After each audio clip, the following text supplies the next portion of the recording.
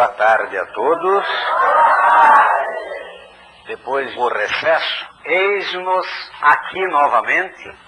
Nós vamos ter que primeiro desembaraçar um pouquinho, porque a gente chega meio lerdinho. Assim. Aí, Odore! No livro A Morte é uma Farsa, nós demonstramos que essa morte que nós conhecemos é uma mentira. E que existe uma outra morte que o pessoal desconhece. É aquela que o panaca vive. Isso é demonstrado. O panaca está morto e não sabe. Eu estou falando por falar porque eu sei que ninguém vai ler. Eu falei uma bobagem, não foi? Quem daqui já leu Paulo Coelho? Eu não disse 2 ou 3 páginas. Eu disse o livro todo de cabo a rabo. Então, ler livro infantil é fácil. Eu quero ler livro de adulto. E num país analfabeto é assim, a pessoa acha que ser alfabetizado é saber ler placa de comercial, beba Coca-Cola, fume charuto Havana. Não, saber ler implica em conseguir entender um livro que usa o idioma português. Agora, se eu não sou capaz de ler um livro, tem alguma coisa errada com o livro, certo? Posso ler um livro e só depois de eu ler todo o livro, declarar que o autor poderia ter explicado aquilo de uma maneira mais simples. Quem é que colocou lá no quadro Davi, sobre Isaac Newton, as suas dificuldades com a matemática e para entender livros de geometria?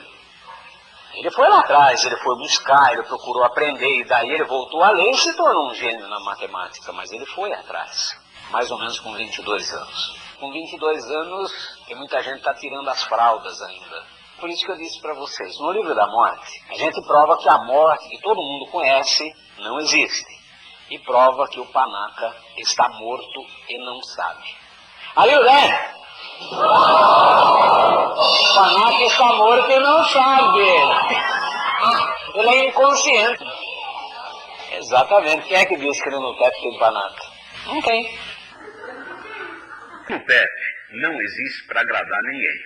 É bom que todos nós entendamos isso. Para agradar as pessoas, já tem clubes, computador, danceteria, boate, inferninho, motéis, bares, televisão em toda parte, tem TV a cabo, tem TV sem cabo, tem TV de todo jeito, com canais de todas as formas, centros esportivos.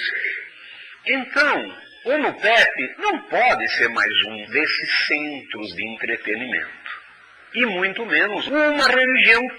Tem muitas por aí que você se filiando a elas, os anjos, os santos e até mesmo Deus vão começar a carregar você no colo e fazer as coisas darem certo na sua vida. Vai ficar rico, resolve todos os problemas da vida. O NUPEP faz um convite, que é: você quer estudar? E a pessoa pode dizer quero. Quando ela diz quero, pode estar exercitando a sua vontade. Ela pode ser um espírito em busca de luz. Ou pode ser que não. Então nós explicamos. Mas estudar o quê? A gente se reúne para estudar programação de computador, inglês? Não. É aí que a personalidade do NUPEP vai se manifestando.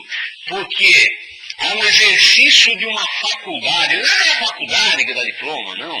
Não é um prédio. A faculdade é a consciência, a razão de estudar, a vontade da pessoa. Bom, e ela diz quero. Para que você vai estudar?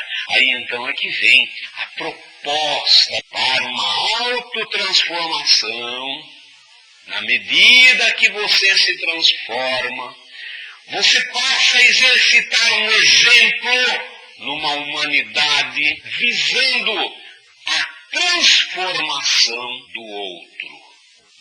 Se você não conseguir se transformar, nós vamos ter que engolir e não teremos o direito de protestar contra o assassino, contra contra o ladrão, contra o corrupto, contra o safado. Vê se entende isso. Não adianta falar de cadeia, não adianta falar de educação, não adianta falar de nada. Porque se você não conseguir se transformar e ser melhor do que você não é melhor do que o bandido, do que o safado, que também não vai se transformar. Deu para pegar essa ideia ou não? Se você não é capaz de mudar, não espere que ninguém mude e trate de engolir todo tipo de porcaria que tiver aí pela frente. E não se atreva a protestar. Engula.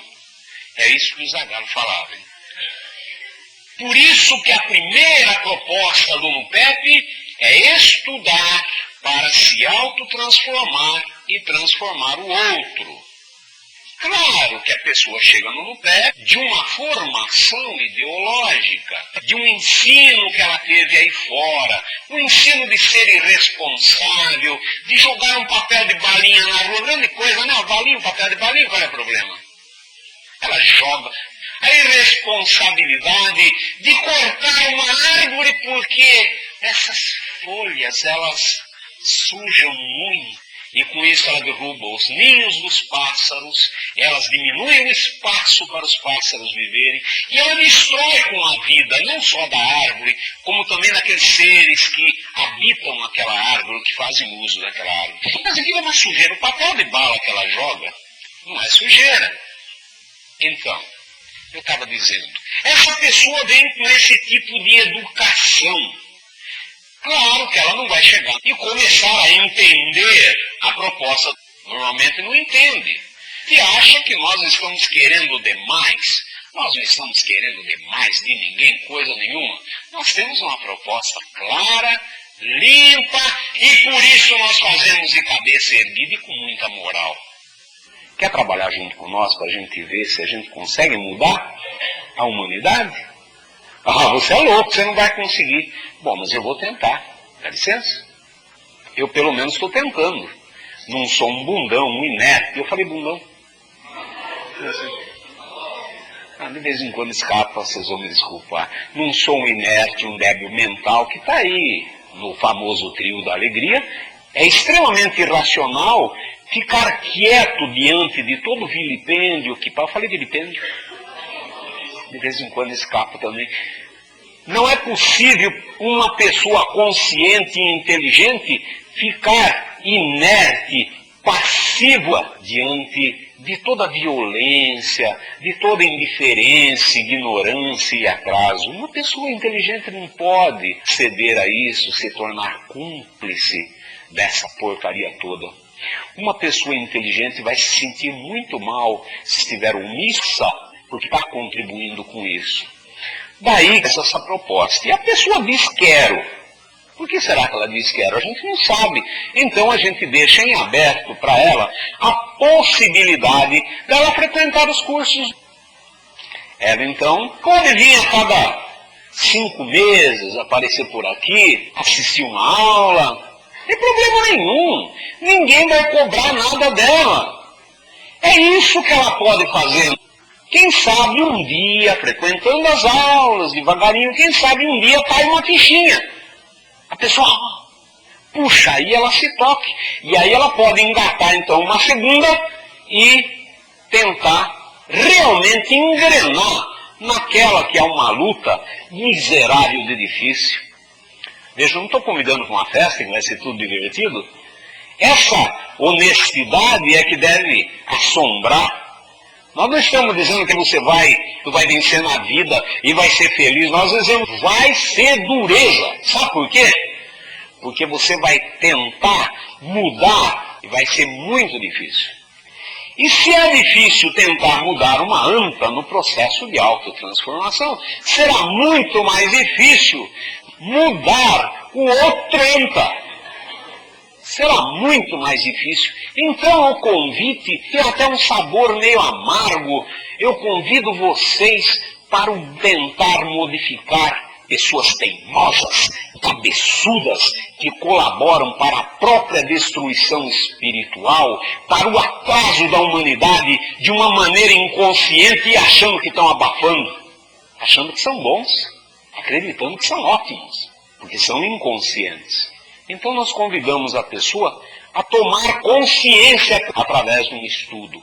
Puxa, existe uma esperança, nossos olhos brilham, o nosso coração pulsa mais forte, na esperança que um dia essa pessoa venha ficar lado a lado com nós nessa tarefa difícil. Mas também tem as recompensas que o conhecimento e o autoconhecimento dão. Essas recompensas são muito grandes também e não dá para definir para vocês o que são. É só mesmo trilhando a caminhada para saber. Tem alguém aí só de corpo presente?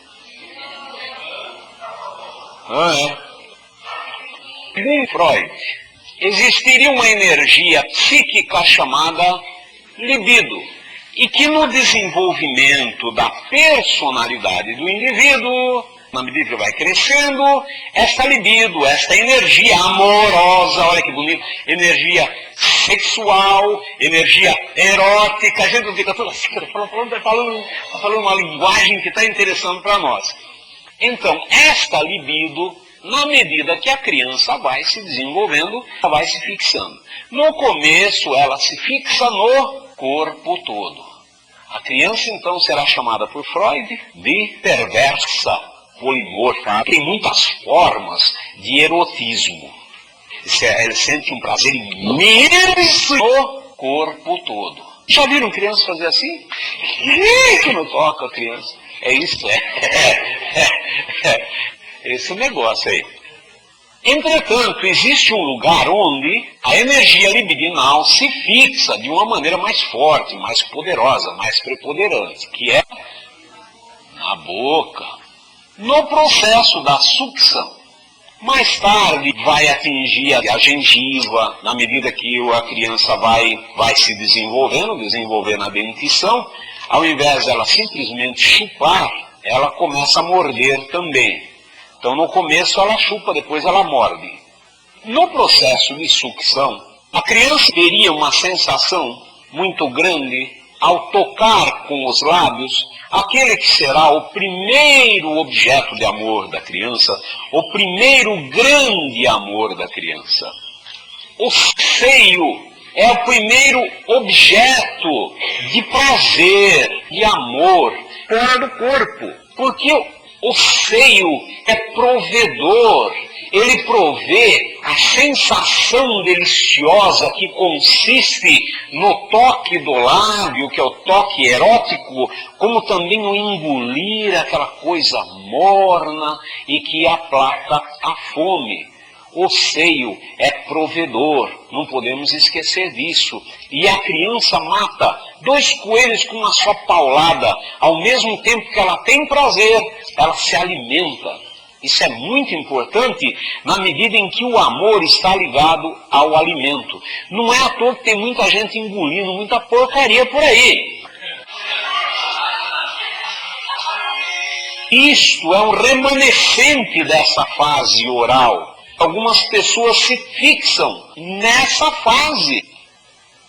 Na fase da dentição, a criança sente uma excitação na gengiva.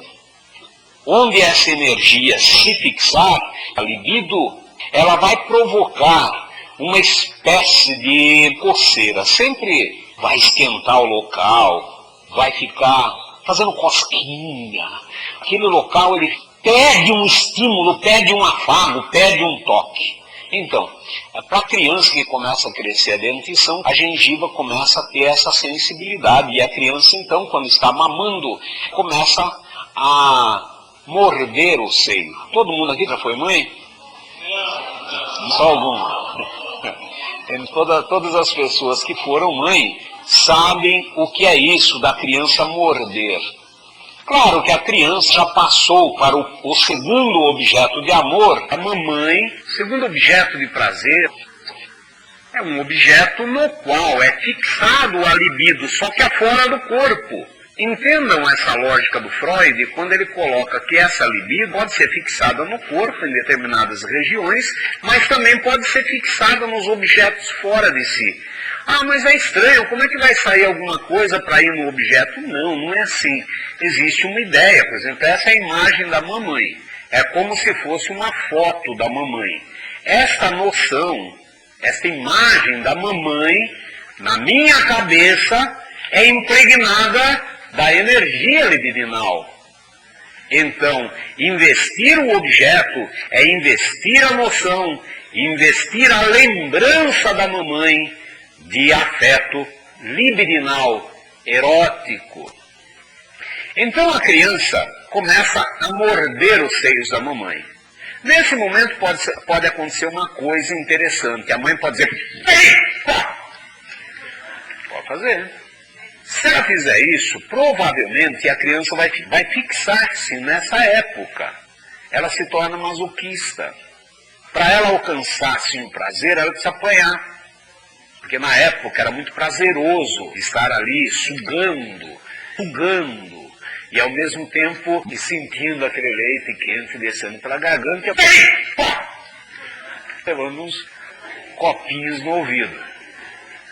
A mãe poderá não bater na criança e tomar uma atitude. Ela pode ficar, ai, não foi assim com a mamãe, dói, é terrível. A mãe é vítima, a mãe coitadinha, e ele lá metendo o dedo, ela, que coisa, como é duro ser mãe. Ai, ser mãe é padecer no paraíso. A criança vai associar, vai aprender que o momento de prazer é o outro chorando enquanto ela tem prazer. E se tornará um sádico, onde o prazer dele será realmente as pessoas sofrerem ao lado dele. Se não tiver ninguém sofrendo, ele sente que está faltando alguma coisa na vida dele. Agora, se tiver alguém sofrendo por perto, aí ele está satisfeito. Além do que ele pode ser sádico no sentido sexual, literal. Mas o sadismo e o masoquismo se aplicam em termos de personalidade. A pessoa não é sádica apenas quando está na relação sexual. Ela é sádica na vida toda. Não é aquela pessoa que vai jogar álcool num gato e pôr fogo, que corta uma árvore sem a menor consideração. Ser sádico tem essa amplitude, assim como ser masoquista, viver chorando, resmungando e gostando de apanhar, também é uma vocação da personalidade. Daí a criança vai crescendo e ela passa da fase chamada oral para a fase anal. Claro que isso não quer dizer que a criança perdeu a erotização das outras regiões.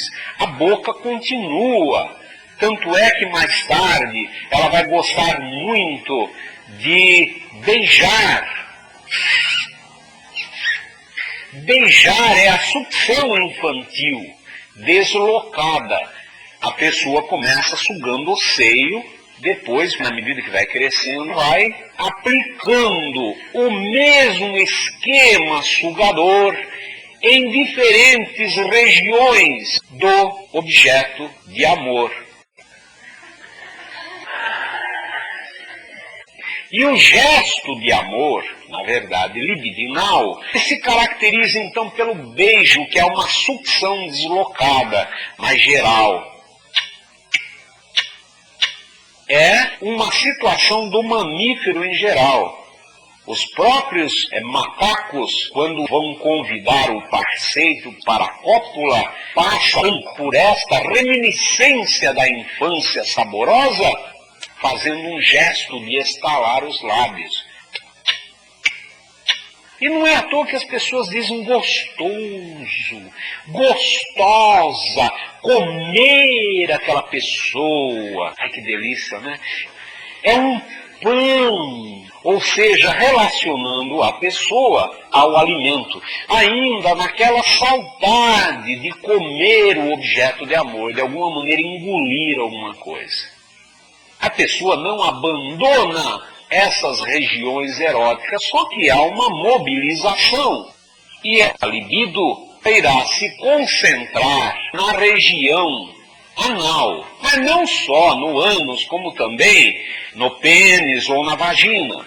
Mais propriamente, quando se fala fase anal, há uma referência aos órgãos por onde saem as excreções. Está relacionada à uretra e ao ânus enquanto excretores. É uma época de exigências de higiene. A criança tem a atenção voltada para os órgãos excretores e colocam muito as mãos, vivem coçando, elas sentem o prurido libidinal e vivem coçando tanto a parte anal quanto a parte da uretra.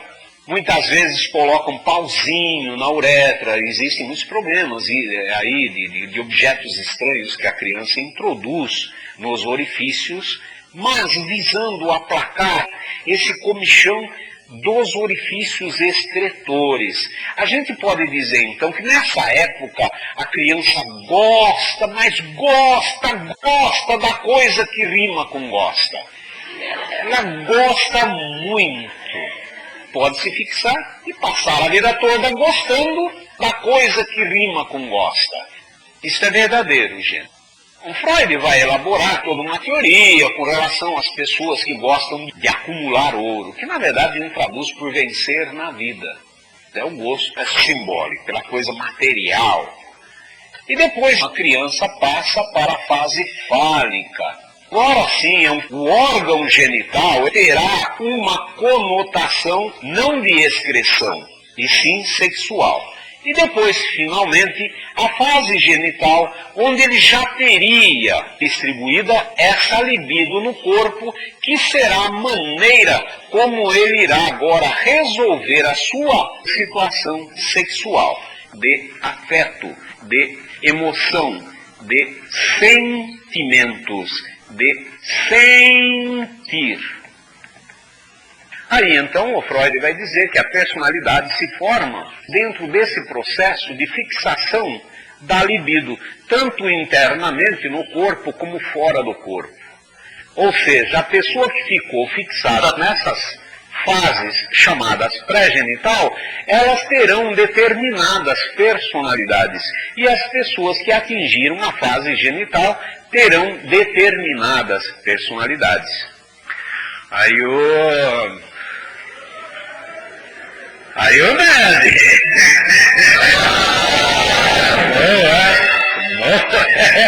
Eu comecei a ver mosquitinhos aí por cima, já vi uns corvos chegando aí, pousando lá em cima, ali, é melhor parar um pouquinho para ver como é que está a situação. Porque é lógico, a gente entra em teorias envolvem um despertamento intelectual, não é? Mas vamos fazer um esforço. O investimento da libido, nós dissemos que se fixa não no objeto externo, nós dissemos que fixam-se em ideias, noções, lembranças, em conceitos e em preconceitos. O que são conceitos? Palavras, por exemplo, bunda.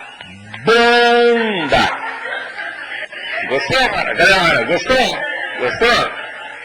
Existem outras palavras que eu não direi porque eu tenho vergonha. Eu vou tentar passar para vocês responsabilidade de dizer a palavra, o conceito que eu não tenho coragem. Anu, que ele passa?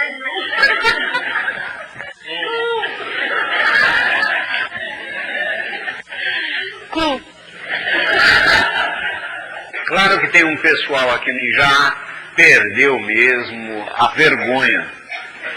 Então, tem a coragem de dizer. Mas é possível que se a gente fosse provocar, existem palavras que realmente não terão coragem de dizer mesmo. E quando eu digo que eu tenho vergonha de dizer determinadas palavras aqui diante de vocês, estas palavras estão carregadas de afeto, emoção. Eu sinto vergonha de falar. Se eu falar, eu fico vermelho. Se alguém falar, eu sinto uma repulsa. Por isso que eu disse, eu falei um palavrão aí, porque tem gente que está aí mais ou menos no começo.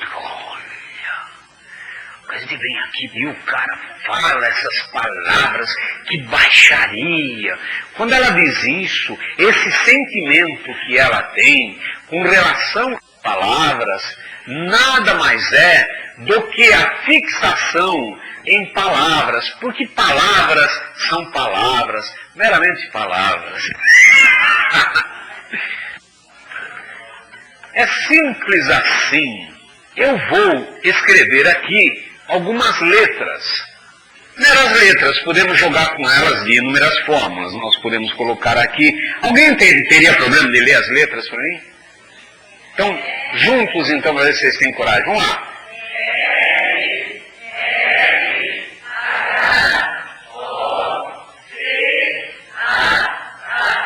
Mudemos isso então para as letras formar uma palavra. Por favor, digam todos juntos. Viram? Agora, juntemos de uma outra maneira. Todos juntos, vamos?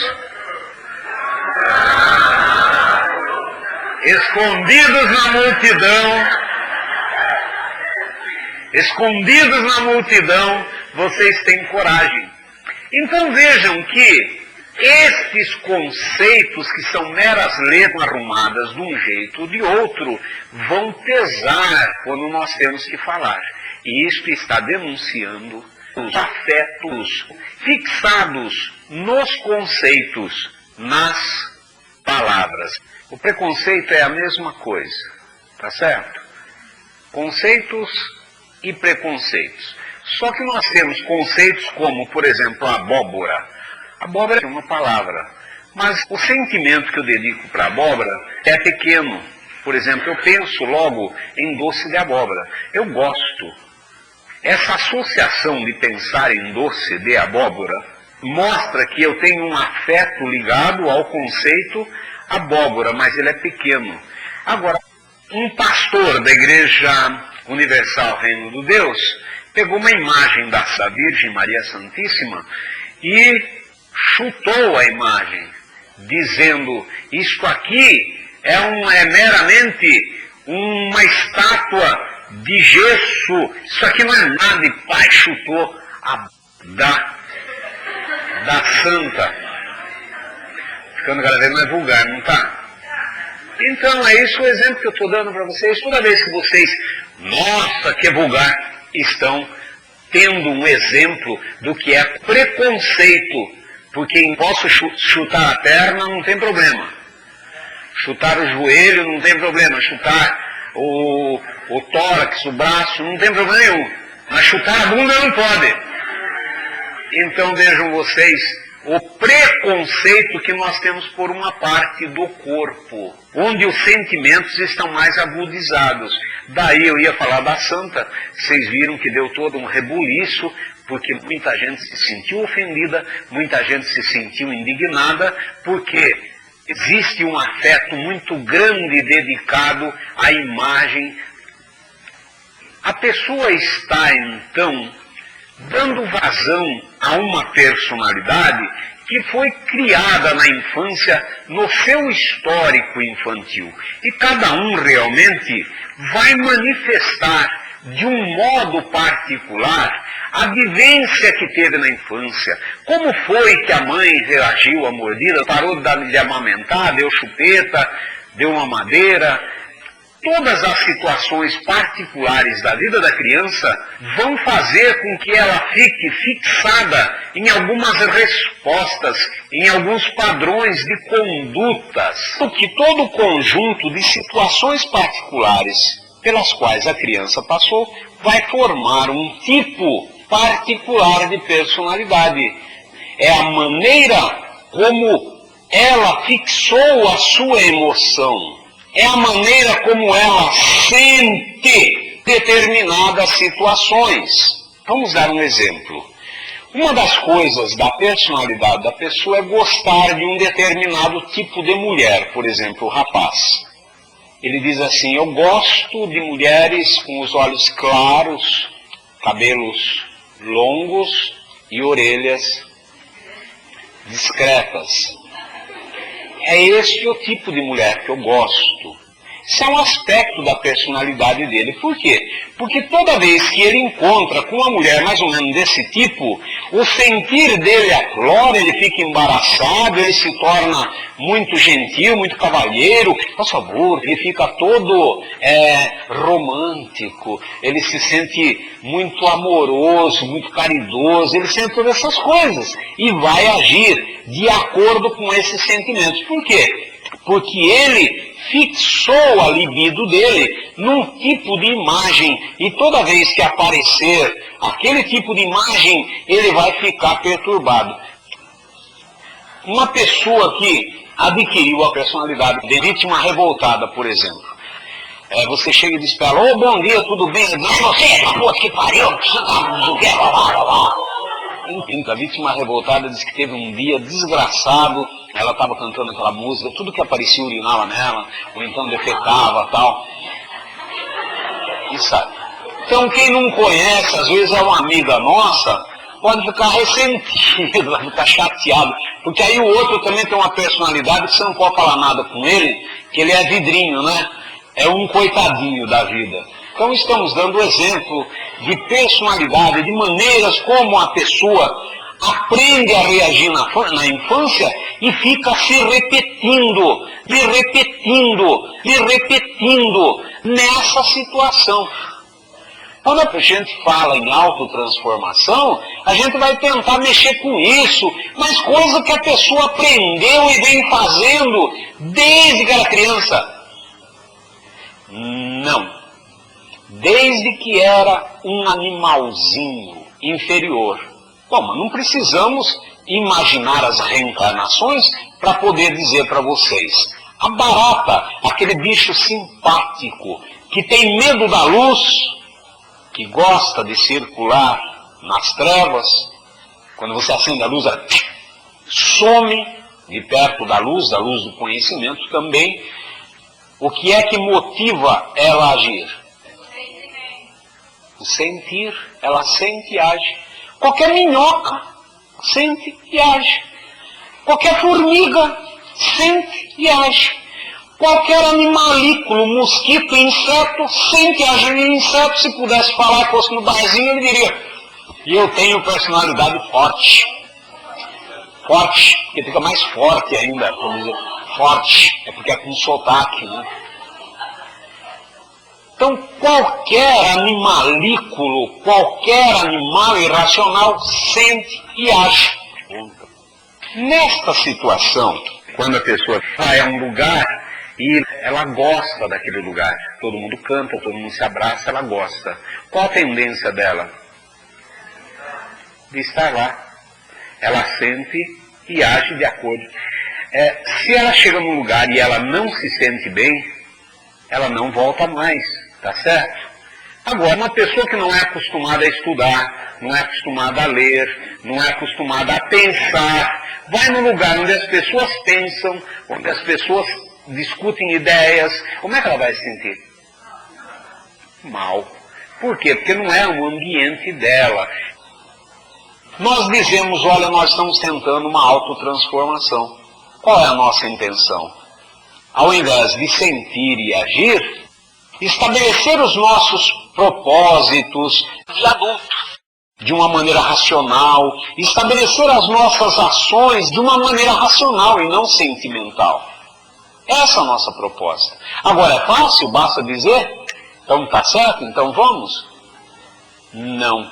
Se eu nunca aprendi a raciocinar, se em todo lugar que eu vou, ao contrário, está todo mundo estimulando o sentir e agir, você é convidado para uma festa.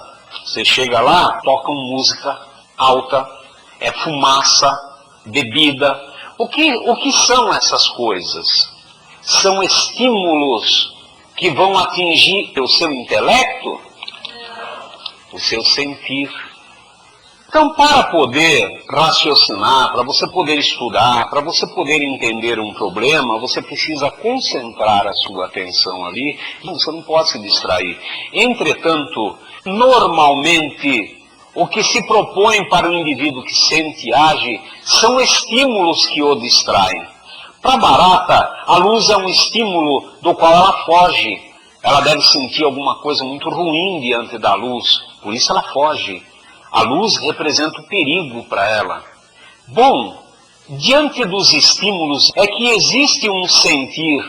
Nós vimos que tem Natal, tem festa junina, tem o Dia dos Defuntos, tem Carnaval, tem corrida de carro, tem Copa do Mundo. E a televisão está oferecendo para nós oportunidade de concentração ou oportunidade de estar distraído. Evidentemente que a distração é muito interessante. O Davi foi brilhante quando nós assistimos aqui o jogo, acabamos de sair, passaram umas pessoas espertas, animadas, inteligentes, aí na frente com bandeirinha, gritando, né? Então, Davi falou, olha, não falaram para ele que há poucos dias atrás tinha morrido o Leandro, a urna funerária ficará em tal lugar. E aí aparece ele cantando com o irmão, depois aparece só o irmão chorando. Então, são estímulos para fazer o indivíduo ficar triste. O Davi foi brilhante, porque naquele momento o estímulo que foi dado da televisão e da Copa foi para ele ficar alegre. Então vejam vocês que coisa, o indivíduo que sente e age, nós sempre colocamos aqui, através do nosso estudo de condicionamento, que o indivíduo está submetido a um dono. Não é isso? Se você quer que a barata apareça, o que você faz? Apaga a luz, joga ali um resto de alimento, e é só aguardar que ela virá. Tranquilamente. Agora, se você quiser que ela saia, acenda a luz. Você manipula a barata. Você faz dela o que você quiser. Da mesma maneira, todo indivíduo irracional que sente e age. Quando o dono manda o panaca, pula tão inconsciente quanto uma mula. Esse indivíduo que sente e age, na verdade, atendendo ao sentir, um sentir que é provocado por pessoas, que ora dão um estímulo para ele chorar, ora dão um estímulo para ele rir, essa pessoa ela é manipulada, é um babaca, aquele que diz eu tenho personalidade com muito orgulho e batendo no peito. O convite que é feito para o indivíduo deixar de sentir, agir e se tornar racional é simplesmente deixar de ser babaca. O convite é isso, deixar de ser fútil, vazio, medíocre. Nós, inclusive, ao falar sobre esse sentir e agir, caminhamos para a discussão do indivíduo, que é muito comum, e que tem um comportamento previsível, porque nós temos experiência de psicologia racional. Esses conhecimentos é que nos possibilitam prever comportamentos enquanto regra. Como que é um indivíduo que sente e age? Ele é tão banal quanto uma barata. Ah, eu não sou igual a uma barata. Quem ainda é igual a barata? Ninguém é. A primeira reação nossa é negar essa semelhança com a barata. Isto, com a barata. O que eu tenho que ver com barata? A razão diz que eu tenho em comum o seguinte: se eu obedeço só ao sentir, é isto que eu tenho em comum com a barata. Logo eu sou parecido com a barata, enquanto regra. E ninguém aceita ser parecido com a barata. Alguém sente-se parecido com barata? Ninguém sente, todo mundo se sente o bom da paróquia, não é verdade? Está aí, nós estamos lidando com um sentir. Entretanto, a razão mostra que se nós continuamos no sentir e agir, nós somos semelhantes, parecidos com a barata nesse particular. Claro que a cara é um pouco diferente, o corpo é um pouco diferente, existem algumas diferenças anatômicas que nós conhecemos. A pessoa, quando ela está buscando com muita esperança, pode ser uma buscadora de luz. Essa pessoa muitas vezes até nos conta aquilo que nós gostaríamos de ouvir, que ela não suporta mais aquele barulho que o pessoal faz naquelas festas onde as pessoas são vazias e hipócritas, que enchem a cara de cachaça e dão a impressão que estão felizes, bararará, e diz essas babaquices e tudo mais. Fala, puxa, está aí um espírito em busca de luz, um espírito disposto a se transformar. Mas pode estar acontecendo o seguinte, a pessoa não anda muito bem. Ela pode estar discutindo com a família, com os pais, com a namorada, com o noivo. Ela pode, de qualquer maneira, ela está numa baixaria moral, espiritual. Como ela se sente? Por baixo, fraca. E este sentimento faz com que ela busque se fortalecer. Ela busca uma religião, mas também pode buscar entender. A gente pergunta para ela, você quer trabalhar uma transformação na humanidade? E essa pessoa diz, eu quero. E a pessoa então devagarinho, com apoio, com trabalho, estudo e tudo mais, a pessoa começa a se sentir, é preciso viver isso, não pode ficar teoricamente, senão nós não vamos entender. A pessoa começa a se sentir melhor. Antes, quando essa pessoa estava na beira da piscina com um copo de uísque e as moças ou os rapazes cortejando-o ou cortejando-a, naquele momento ela estava moralmente abatida. Como que ela se sentia? Mal. Que não servia para nada. Ela ligava a televisão para se distrair, mas ela estava mal. A televisão não tinha encanto. Estava tudo ruim na vida da pessoa. Mas agora está se sentindo bem. Ela está na beira da piscina, as moças ou os rapazes estão assediando, ela está se sentindo bem. Ela começa a sentir aquilo como uma coisa gratificante. O indivíduo que sente e age, muda alguma coisa com relação à barata? Não, muda o que ele diz. Aquela vontade, aquele querer dele não vale nada. Na beira da piscina, sol, ele se sentindo bem, ou ela se sentindo bem, está na hora de estudar. Como é que essa pessoa vai sentir agora? Vontade de estudar. Estudar se transforma num atrapalho.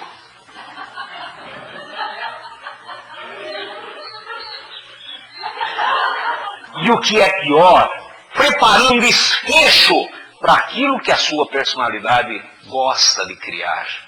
Pretexto é a gota d'água buscada. Ela tem que ter um motivo. Que os meus amigos estão na beira da piscina, é assim que está se sentindo. É assim que o indivíduo tem a sua vida comandada pelo sentir. Ele sente e age de acordo com o que sente. E quando a gente diz que tem que ser racional, o que vocês acham que ele pensa? Aquilo que ele sente que é racional. Daí você pergunta, o que é ser racional? Defina para mim e explique. Não é, por exemplo, a pessoa que está fazendo um cálculo de matemática não raciocina, você está perguntando porque não sabe. Já confessou que não sabe. Então, quando a gente diz que é preciso ser racional, ela sente que é racional. Os manipuladores disseram para ela que ela é racional. Dizem para chorar, dizem para rir e dizem o que é. Quem é você? Meu nome é Alzira da Flor de Lótus. Bonito nome. Ô Anta, eu não perguntei como é seu nome, eu perguntei quem é você. Ela não sabe quem é. Só repete o que o dono disse para ela. Mas ela sente que sabe quem é, não sente? Então, esse indivíduo não vai questionar, porque não pode, não chegou ainda nesse nível, seu sentir que determina o seu comportamento e a sua maneira de agir. Ele vai sair com a seguinte justificativa. Agora ele está muito culpado porque ele precisa vencer na vida.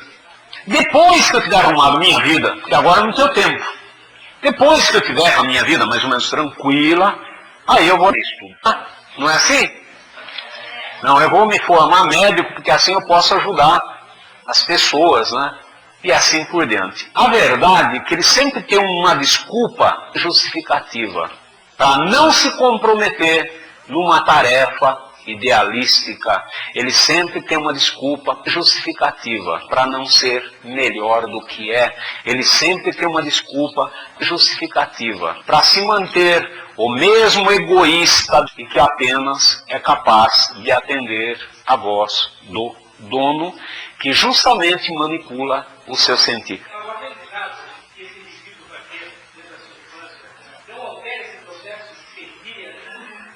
Olha, Celso, há uns 10 anos atrás, eu dizia para um amigo exatamente isso. Eu estava lutando para entrar na faculdade de medicina e ele dizia para mim que ele queria se formar, porque assim, enquanto médico, ele poderia ajudar melhor as pessoas. Eu dizia, olha, você está querendo se formar médico para resolver o seu problema de status e para vencer na vida, para resolver uma situação egoísta sua. Eu não estava dizendo que ele não devia se formar médico. É um propósito muito salutar, que eu me oferecia na época para ajudá-lo a fazer a faculdade de medicina. Só que eu dizia para ele, se você tivesse algum interesse em ajudar pessoas, você estaria desempenhando isso.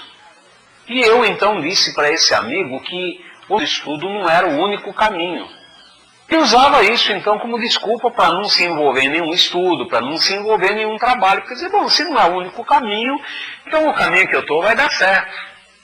Passado alguns anos, aproximadamente uns 6 anos, esse moço, amigo meu, veio me procurar, desesperado, com problemas terríveis, e chorou no meu ombro e tudo mais. E antes de sair, eu disse para ele, olha, eu tinha que dizer uma coisa para você. Existem muitos caminhos através dos quais você pode crescer realmente, mas eu só conheço esse. É a consciência, a razão de estudar, posta para uma autotransformação. Na medida que você se transforma, você passa a exercitar um exemplo numa humanidade visando a transformação do outro. Esse caminho que tende a evitar sofrimento, é isso que eu sei e é isso que eu ofereço. Então, Celso, se o indivíduo está dizendo que não está preparado agora para esse processo de conscientização, será que essa não é uma repetição que vai se dar ad infinitum, na medida em que o dono reforça o sentir e o agir, dizendo que você precisa realmente ser uma barata, quando na verdade, atendendo à voz do dono, cada vez ele se afunda mais na inconsciência? Então, realmente, o caminho que nós conhecemos é bom e vamos continuar oferecendo esse caminho para os amigos e, ao mesmo tempo, dizendo, olha, o caminho está aí, mas exige a sua presença consciente e racional. Porque, do contrário, pode seguir, querendo vencer na vida com bandeirinha em Copa do Mundo, se exibindo como se fosse maravilhoso e lindo e colaborando para essa merda que cada vez cai. Ah, mas isso é muito pessimista. Quem é que falou que a humanidade está uma merda? Mas quem que falou que a vida está tão ruim assim? Não... Tá bom. É como um pedreiro, uma chácara na Raposo Tavares, e ele me falou uma coisa que eu calculei, não deve ser verdade, acho que não é isso que eu estou pensando. Eu tive a impressão que ele me disse, coisas não mudaram, sempre foram assim. Eu falei, não é possível, eu não ouvi direito, não é possível que uma pessoa pense assim. Eu falei, você está me dizendo que isso aqui há 100 anos era desse mesmo jeito, e daqui 100 anos vai ser desse mesmo jeito? Ele falou, é. Bom, então para essa pessoa, se eu disser que isso aqui está virando uma merda, um índice de uma superpopulação, de políticos ladrões, os indivíduos estão te roubando no executivo, estão te roubando na rua, no maior descaramento, a população atendendo a voz do dono, precisa fazer amor, precisa trepar. Quantos serão daqui mais alguns dias? Aí vem os sem terra, né? Bonezinho, tudo sem terra, com enxada, coitados, eles não têm terra, eles invadem o seu sítio, tomam conta, se você achar ruim, amarram você, põem fogo no seu carro, como fizeram, tortura, tá certo? Tá certo. Chama a polícia. A polícia diz, nós não podemos fazer nada, porque problemas de ordem política e tal. É pessimismo, essa alienação é que faz com que a gente não veja nada disso. Então, Celso, hora de tomar consciência é agora. Aliás, tem uma música que diz assim: quem sabe faz, não tem esse negócio de ficar adiando. Nem para quando ficar rico, nem para quando vencer na vida, nem quando as coisas estiverem melhor. É agora.